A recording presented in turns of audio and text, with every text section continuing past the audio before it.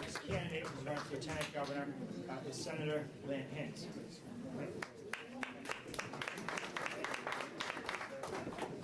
We were just laughing over there. You don't want to follow Tanisha. Man, just get the crowd going. We love it. But look, my name is Adam Hinds. I'm running for Lieutenant Governor.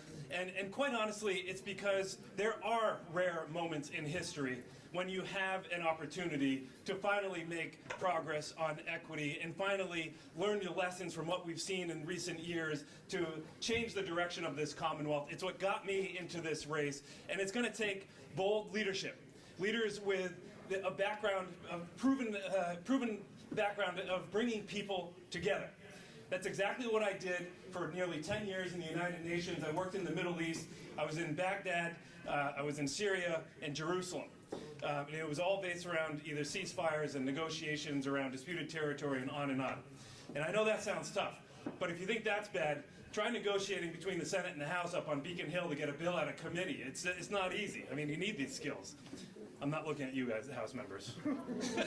Jeez, is this thing on? Anyway, so I was in the UN for 10 years, and I wanted to come back home and work on the big issues where I grew up in Western Mass. And so I started a program for high-risk youth getting involved in violence. I was pulled from there to lead a second nonprofit related to mental health and job creation. And I got to tell you, it was the honor of my life to come home and work on job creation in the region I grew up in, because I saw firsthand how a changing economy was impacting families, including my own. My dad worked for a tool manufacturer, and at the age of 50 had to reinvent himself. He went back to school to become a teacher.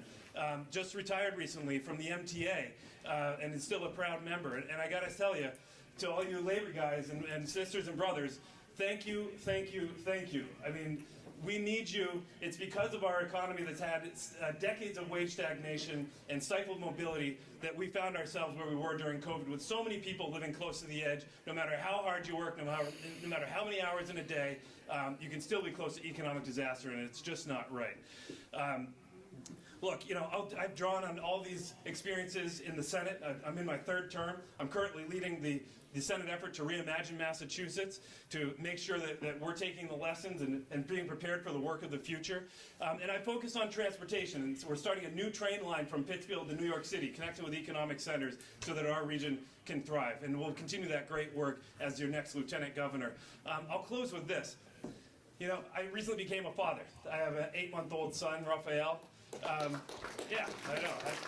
You should be applauding for my wife, not for me. But and it changed your perspective, right? You're fighting for the urgency of now, for be it climate change, so that we're kind of protecting ourselves now. But it's certainly so that the next generation can even exist, right? We're fighting for social and racial justice so that this generation can experience it differently.